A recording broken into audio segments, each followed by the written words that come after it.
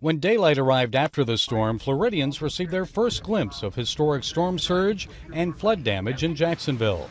This was the view of downtown streets by early Monday. Parts of Miami also experienced flooding, and in Naples, more flooded neighborhoods and streets. We got a lot of damage, a lot of cleanup. Irma's powerful winds flipped an airplane over and damaged this senior citizens living center. It's unbelievable. Damage in the Florida Keys, where Irma first made U.S. landfall, was extensive. Houses were buried and bridges closed. Residents tried unsuccessfully to return to their homes. Very anxious, and we all just want to go home and see what's going on. But some officials urge residents to stay away and not return yet to the Keys and Marco Island. We have no electric, we have no water on the island. We're just trying to put our water pressure up.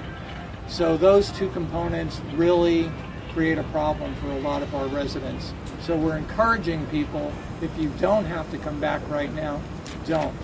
And while people in southern Florida, Naples and the Keys were dealing with major destruction, and also people in Jacksonville with floodwaters and storm surge, here in central Florida, people are dealing with downed trees, and that means no electricity for millions of people. Electric companies say 2/3 of the state lost power.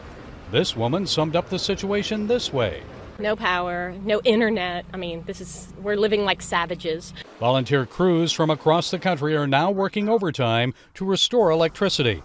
Many Floridians are grateful for their help, and they're also relieved because despite the flooding and the damages, they know the hurricane could have been much worse. It was not as bad as I thought it was really going to be. Before Irma moved in, CBN's Operation Blessing International moved out across north central Florida, providing relief for some of the tens of thousands of evacuees who traveled north seeking temporary safety in school shelters. Many left their homes and possessions behind to the mercy of the hurricane, but took comfort in the help provided by OB. Here's one thing that Irma left behind, a 20-mile-per-hour school zone sign, or at least what's left of it.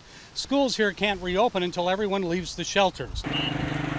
Because people are starting to leave the shelters, Operation Blessing Strike Force teams are now moving into Jacksonville and other parts of Florida.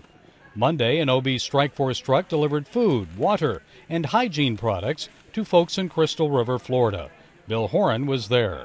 The stores are closed, the electricity's off, there's no running water anywhere. These folks are desperate. They're wonderful Christian people.